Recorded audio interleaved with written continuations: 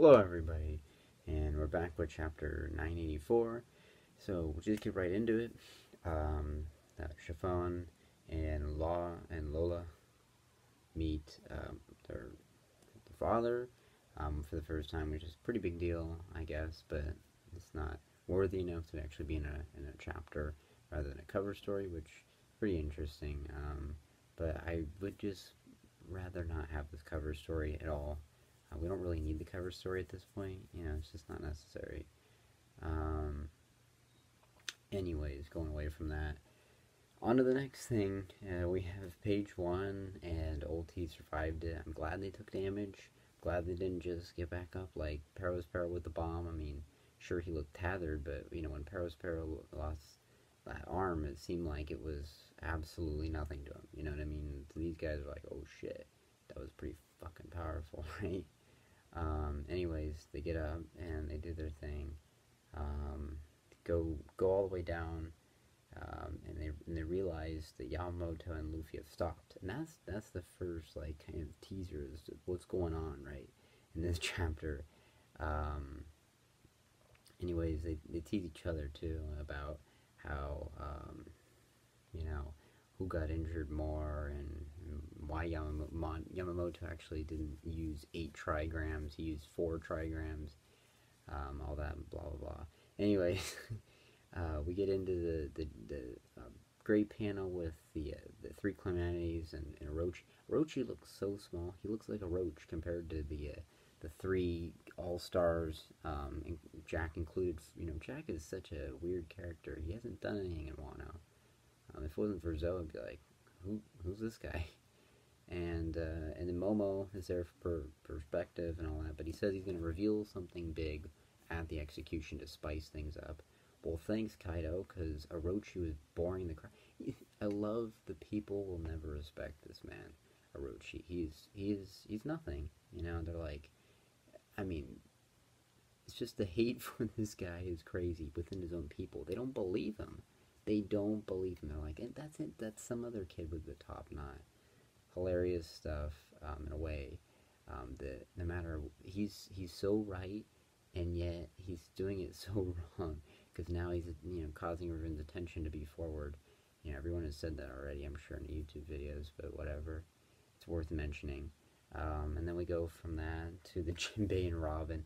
So seeing such stoic characters partake in alcohol and even pretending to be drunk is pretty hilarious. I'm sure they've drank a little bit. Obviously, they probably didn't actually drink that much, but it's pretty hilarious to actually see them, enjoying themselves. Especially Jinbei, man. He's had a long life, so seeing him enjoy anything, it's kind of interesting. I still kind of don't believe that that's like. I want to know how Jinbei got out of whole cake still, because that's crazy.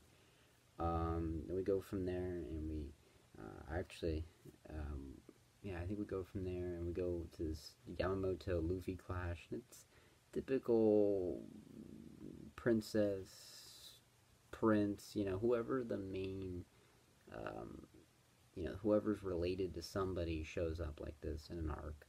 It reminds me of like the VV when he punched her, kind of. And, it's just one of those kind of like clashes. It wasn't really meant to take seriously, but it's interesting how Yamato says, "Oh, you really are strong, da da da."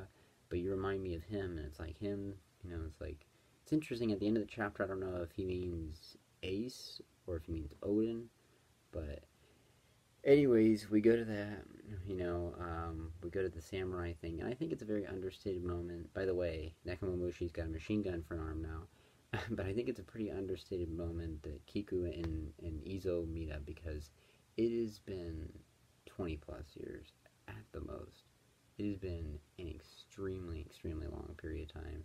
And, even though Kiku's probably the most hated character, I guess, in this arc because she's a crap or whatever, she actually does have quite a lot of impact on the story. I mean, that panel when Odin died, with her and Izo. I think that moment was so impactful to her because she lost kind of somebody that was there for her, other than Odin, other than her brother. And now that her brother's back, it's like just can let it all out, you know, on him on top of it.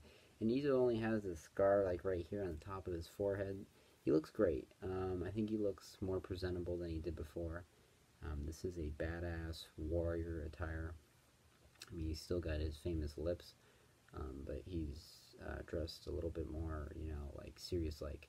And the look on his face too is like, he's not confident necessarily. I think he's just more like, whoa, like we need to get this done now, kind of thing. Marco sees a shadow. That's kind of I don't really trust that fan translation. Really, he sees a shadow in the ocean, and people are just like, "Oh, it's King, it's King, it's King." It's like, no, it's not. He's earlier in the chapter. It's probably in numbers. It'd be pretty insane, pretty sick if Marco fought just one number, like number 2. It'd be pretty sick if he did something like that. Kind of a warm-up fight. Anyways, we go from there. And the whole Law thing. I guess Law's submarine. It's interesting how he says he's gonna bet his life that's where Kaido is. Bet his life. Yeah, I really don't want him to die, but it's not looking too good.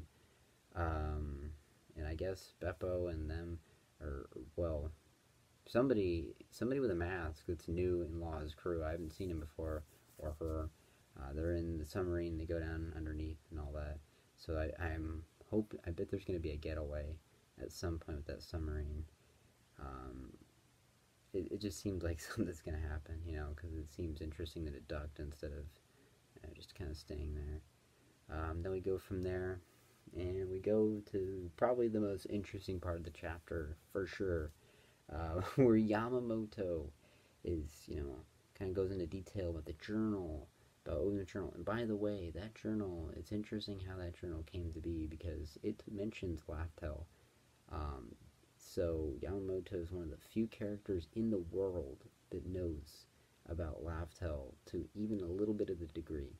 I mean, Momo doesn't even know. The Scabbards don't even know. Interesting, like, this, I remember reading this comment on Reddit saying, oh honey, if only you knew the Scabbards were still alive. And I think that's going to be kind of like a spirit lifting thing for him. And to address the whole thing, when the mask comes down, it says the title card is self-proclaimed Kozuki Oden, which is great. That it's, thank God it's not Oden. And it says, you know, daughter of Kaido, and I think daughter of Kaido is honestly would have been more interesting. I don't know. I guess I could side with more Kiku's reasoning for, because of the whole theatrical dancing bit, more than Yamamoto's reasoning.